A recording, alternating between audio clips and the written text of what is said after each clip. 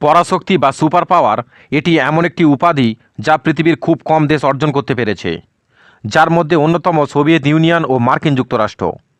দ্বিতীয় বিশ্বযুদ্ধের পরবর্তী সময় থেকে 1991 সাল পর্যন্ত পৃথিবীতে মূলত দুইটি সুপার পাওয়ার ছিল, একটি সোভিয়েত ইউনিয়ন ও অপরটি মার্কিন যুক্তরাষ্ট্র। কিন্তু 1991 সালে সোভিয়েত ইউনিয়নের পতনের পর থেকে বর্তমান সময় পর্যন্ত মার্কিন যুক্তরাষ্ট্র একক সুপার পাওয়ার রূপে বিরাজ করছে।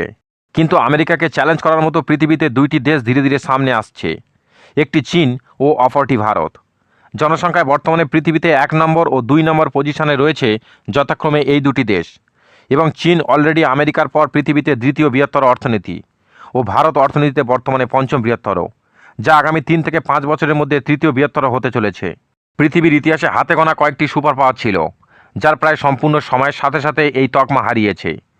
বর্তমানে ভারতের সামনে একটি নতুন পরাশক্তি হিসাবে আত্মপ্রকাশ করার সুযোগ রয়েছে, এবং ভারত যদি সবকিছু ঠিকমতো ম্যানেজ করে চলতে পারে তাহলে আগামী 20 থেকে 25 বছরের মধ্যে একটি পরাশক্তি হয়ে উঠবে।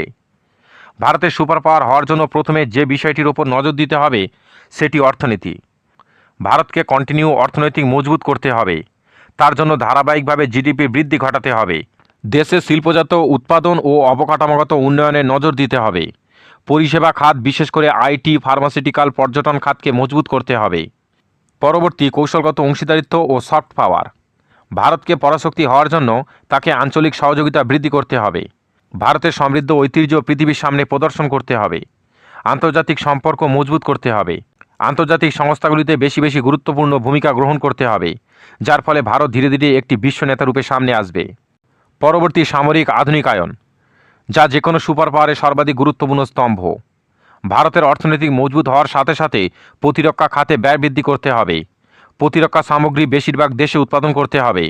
একটি মজবুত মহাকাশ কর্মসূচি গ্রহণ করতে হবে, যাতে মহাকাশে কৃত্রিম উপগ্রহ উৎক্ষেপণ থেকে শুরু করে শত্রু দেশের স্যাটেলাইটের ওপর নজর রাখা যায়। এবং ভারতের অলরেডি একটি মজবুত মহাকাশ গবেষণা সংস্থা রয়েছে, যারা একটি রকেটে একবার 104টি স্যাটেলাইট মহাকাশে পাঠায়। এছাড়াও প্রথম প্রচেষ্টায় মঙ্গল অভিযান থেকে শুরু করে সফলভাবে চাঁদে অবতরণের এক অনন্য রেকর্ড রয়েছে। পরবর্তী প্রযুক্তিগত উন্নয়ন। ভারতকে কন্টিনিউ প্রযুক্তিগত উন্নয়ন করতে হবে। সাইবার সুরক্ষা বৃদ্ধি করতে হবে। প্রযুক্তি তথা ইনোভেশন হাব তৈরি করতে হবে। সর্বোপরি মানব উন্নয়ন ও শাসন সংস্কারে অধিকতর জোর দিতে হবে, কারণ যে কোনো দেশকে সুপার পাওয়ার হতে গেলে মানব উন্নয়ন সর্বাধিক গুরুত্বপূর্ণ। ভারতের সাক্ষরতার হার বৃদ্ধি করতে হবে। ভারতের বিশাল জনসংখ্যাকে কর্মদক্ষ বানাতে হবে। স্বাস্থ্যসেবা, চিকিৎসা ক্ষেত্রে উন্নয়ন করতে হবে। এছাড়াও প্রশাসনিক সংস্কার, বিচার বিভাগকে শক্তিশালী ও অর্থনৈতিক ক্ষেত্রে জটিল আইনগুলিকে সরল করতে হবে, যার ফলে ভারত ধীরে ধীরে একটি শক্তিশালী দেশ রূপে সামনে আসতে থাকবে।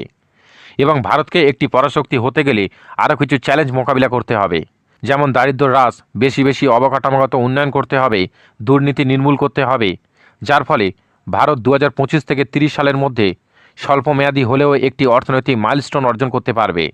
ও একই ধারা বজায় থাকলে 2030 থেকে 40 সালের মধ্যে বিশ্বব্যাপী একটা প্রভাব বিস্তার করবে। এবং 2040 সালে পরবর্তী সময় থেকে ভারত পৃথিবীর মধ্যে একটি সুপার পাওয়ার রূপে নিজেকে প্রতিষ্ঠা করতে পারবে।